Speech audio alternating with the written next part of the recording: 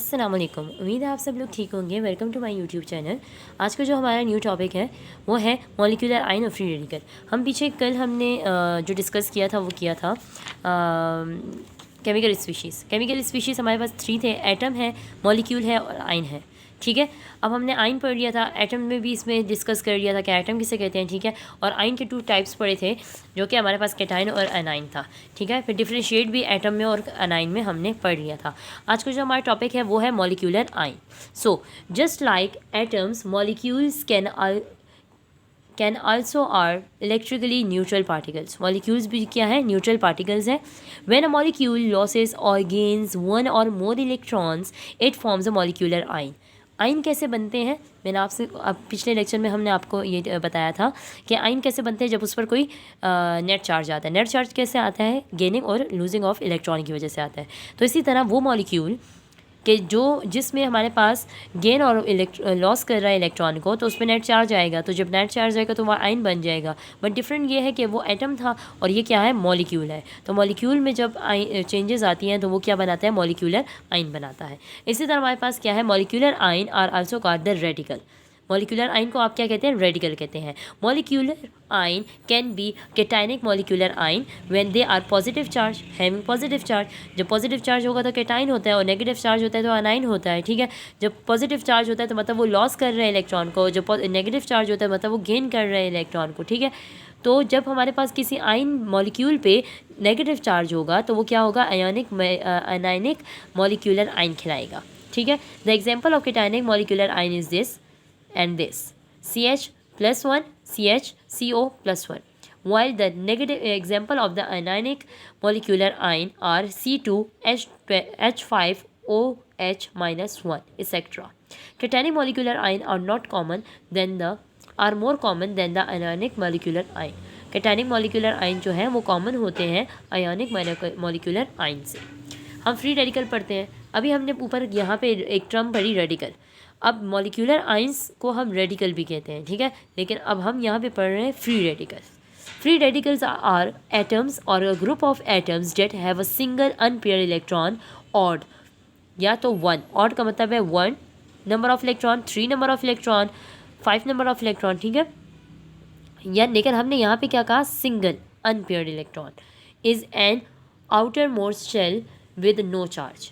किसी भी मॉलिक्यूल पर, अगर किसी भी एटम पर या मॉलिक्यूल पर अगर हमारे पास कोई ऐसा इलेक्ट्रॉन अवेलेबल है जो कि ऑड नंबर है, मतलब सिंगल नंबर है, सिंगल अनपेयर इलेक्ट्रॉन है, जिसके साथ कोई भी इलेक्ट्रॉन पेयर नहीं है या कोई किसी के साथ ऐड नहीं कर रहा, तो उसे क्या कहते हैं हम?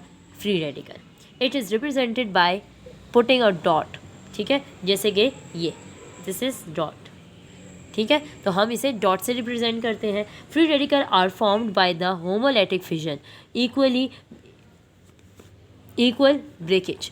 जब किसी बॉन्ड की ब्रेक डाउन होता है, कोई बॉन्ड इक्वली ब्रेक डाउन होता है तो उसमें क्या होता है? होमोलैटिक फिजन उसे कहते हैं। ठीक है, तो फ्री रेडिकल कैसे बनते हैं? होमोलैटिक फिजन की वजह से बनते हैं। फिजन का मतलब टूटना of the bond between 2 atoms. किसी भी 2 एटम्स के बीच में जब एक बॉन्ड टूटता है तो उसे होमोलैटिक फिजन कहते हैं। वो प्रोसेस होमोलैटिक फिजन की वजह से फ्री रेडिकल बनते हैं। फ्री रेडिकल क्या होता है? सिंगल अनपेयर्ड इलेक्ट्रॉन होते हैं।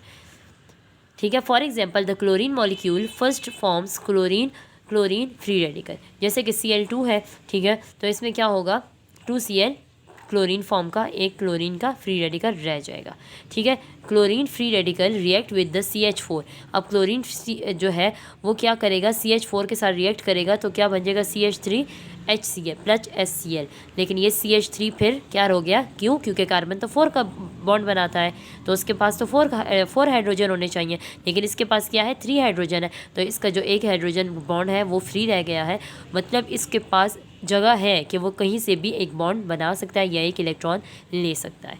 ठीक है, a free radical is reactive species which does not exist independently, जो इंडिपेंडेंटली एग्जिस्ट नहीं करती। ठीक है, the CH free radical very reactive and react with another Cl2 molecules to form the chloromethane and Cl again।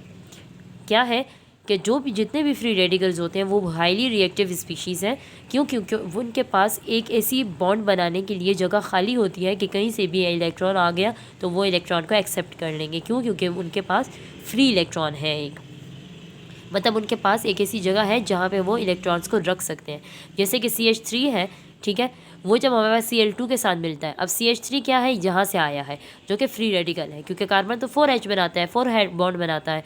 तो जब ये Cl2 के साथ कंबाइन होगा तो ये क्या बनाएगा, CH3 bond Cl plus Cl negative, फिर ये क्लोरोमीथेन बन जाएगा, ठीक है। और ये यहाँ पे फिर हमारे पास क्या रह जाएगा, क्लोरीन जो है वो एक फ्री फॉर्म में रह जाएगा, ठीक है। उम्मीद है आप लोगों को समझ आई होगी। ये हमारे पास जो था वो पीछे केमिकल स्पीशीज़ का 2 टाइप्स थे जो कि हमने आपको बता दिए थे। पीछे हमने एक आयन पढ़ा था, एटम भी पढ़ लिया था, कैटाइन और अनाइन भी पढ़ लिए थे। फिर हमने मॉलिक्यूलर आयन आज डिस्कस किया और फ्री रेडिकल आज डिस्कस किए।